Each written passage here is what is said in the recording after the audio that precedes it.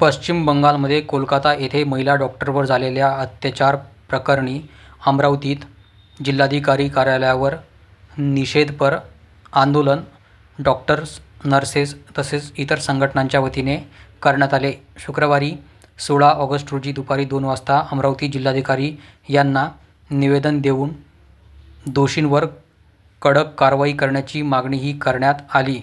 कोलकाता येथील महिला डॉक्टरवर झालेल्या अत्याचार प्रकरणी दोषीवर कठोर कारवाई करा, यासह वैद्यकीय सेवा देणाऱ्या डॉक्टर्ससह इतर कर्मचाऱ्यांच्या संरक्षणासाठी कठोर कायदा करा, अशी मागणी यावेळी करण्यात आली.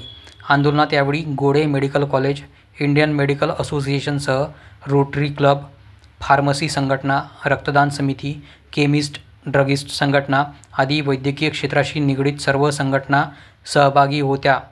कलकत्ता येथे आरजी कार हॉस्पिटलमध्ये एका फिमेल डॉक्टर, जे की एक स्टुडंट होती, तिच्यावर जे दुष्कर्म झालं आहे आणि तिची निर्मम हत्या झालेली आहे, त्याच्या विरोधात आम्ही आज doctor Rajendra Gode medical college व हॉस्पिटल अमरावती, तसेच Indian medical association, rotary club of Amravati, Indian dental association, chemist association आणि फार्मसी असोसिएशन आणि सर्व असोसिएशनतर्फे आज आम्ही इथे एकत्र झालो आहोत आमचं निषेध करण्यासाठी.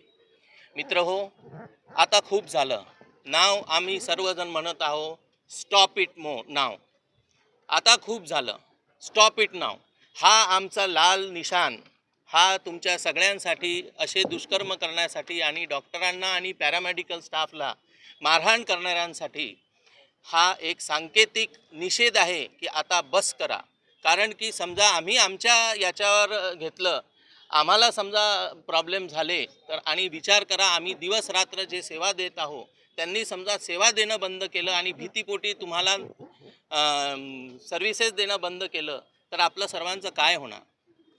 कृपा करून माणूस म्हणून डॉक्टरला ट्रीट करा, कृपा करून माणूस म्हणून पॅरामेडिकल स्टाफला ट्रीट करा, आणि सगळ्यात महत्त्वाचं, भारत मातेनंतर कोणी आहे तर आपली माता, आपली बहिणी, तर त्यांचा सन्मान करा.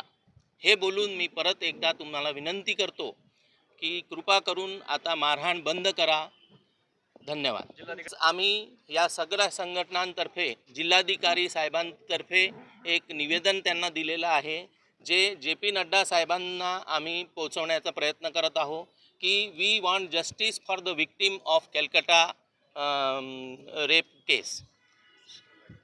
आणि डॉक्टर लोकांना सेव्ह करण्यासाठी आम्हाला एक सेंट्रल ॲक्ट जे पास झालेलं आहे त्याची अंमलबजावणी व्हावी. फक्त कागदावर हे नियम राहू नये, हे नियम लागू झाले पाहिजे आणि कठोरून कठोर सजा अशा लोकांना, अशा नराधमांना झालीच पाहिजे.